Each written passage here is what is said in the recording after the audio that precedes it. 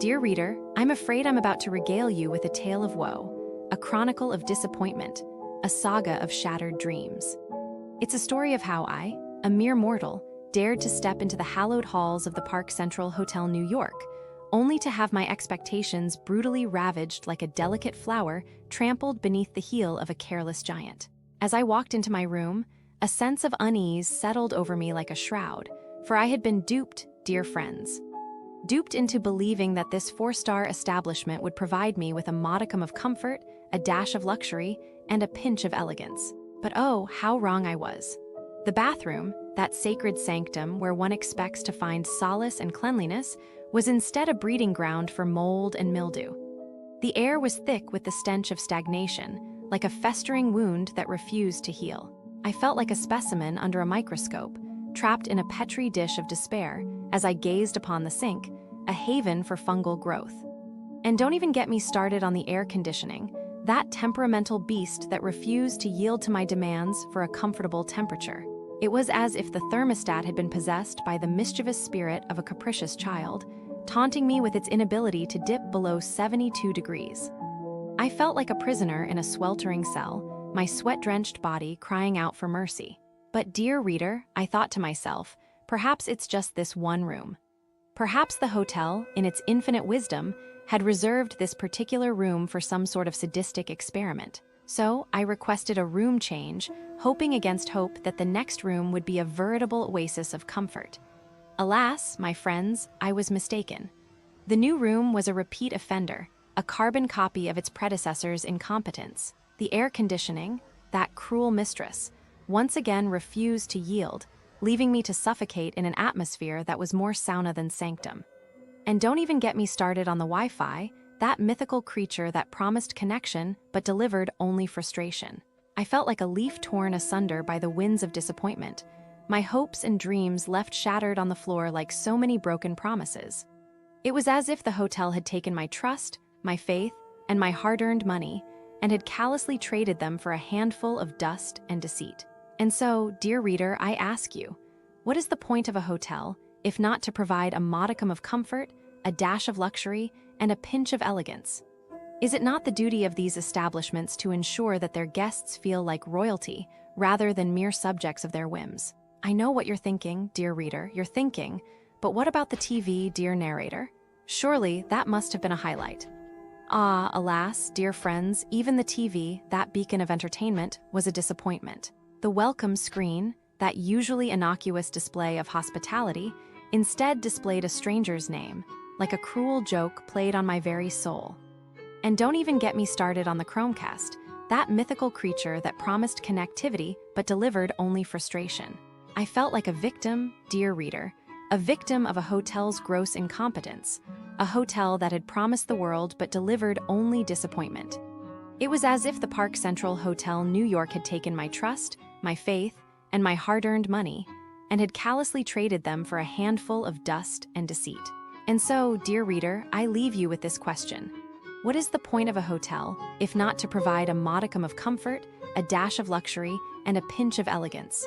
Is it not the duty of these establishments to ensure that their guests feel like royalty, rather than mere subjects of their whims? Oh, dear reader, I know that you, too, have experienced the slings and arrows of outrageous fortune, the cruel whims of a hotel that promises the world but delivers only disappointment. And so, I ask you, have you too been victimized by the Park Cent? RAL Hotel New York. Share your stories, dear reader, and together. Businesses near Park Central Hotel New York, you know they can be tricky. Like tourists think they're just shopping or eating, but some places, they're waiting to take your money.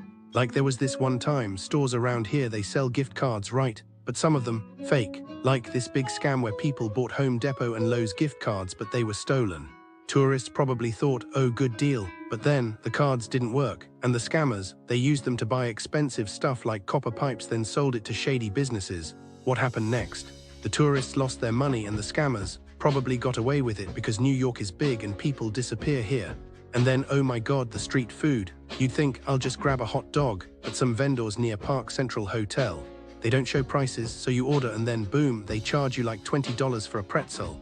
And what can you do? You're a tourist, you're tired, you just pay. And the vendor, they're laughing all the way to the bank. Oh, and the store's closing down, like Forever 21 Macy's, some of them near here. And scammers love that. They put up everything must go signs, but it's fake. Tourists think they're getting a deal, but the stuff is junk or the sale is a lie. And after, the store is just gone and the tourists are stuck with garbage. It's so sad, you know. People come here to have fun and some businesses just take advantage. Like, how could you? But that's New York, I guess. Near ParkCentralHotel, you gotta be careful or else you'll leave with less money and a bad taste in your mouth.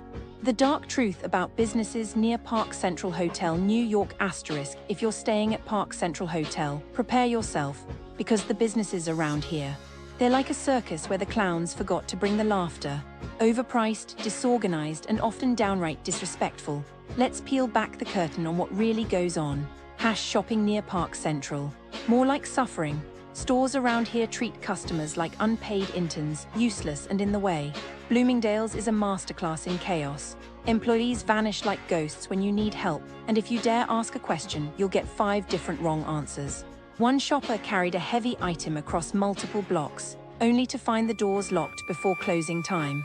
Another was sent an opened perfume bottle because nothing says luxury like used goods.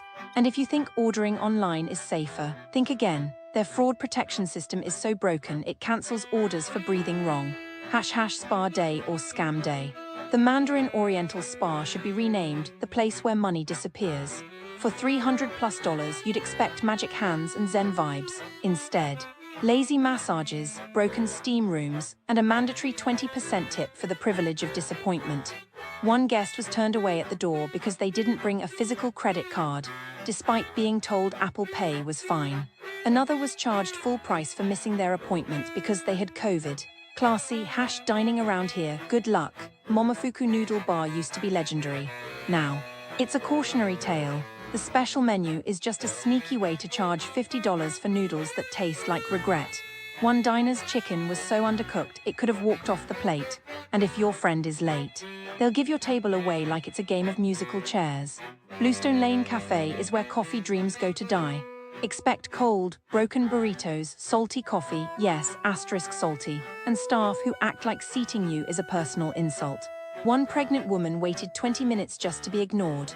Another group watched employees frolic in the back while they sat next to an overflowing trash can. Charming, nightlife, more like nightmare. Marquee New York is where fun goes to suffocate. They oversell tickets, pack people in like sardines, and security treats you like a criminal for existing. One guest's $700 outfit was ruined by spilled drinks and shoving crowds. Another was denied re-entry for being the only black person having fun. The DJs are great, shame you can't enjoy them through the sea of misery. Luxury shopping, try luxury disappointment. Dover Street Market is where customer service goes to die. Staff either ignore you or follow you like you're a shoplifting suspect. One shopper was mocked for daring to ask for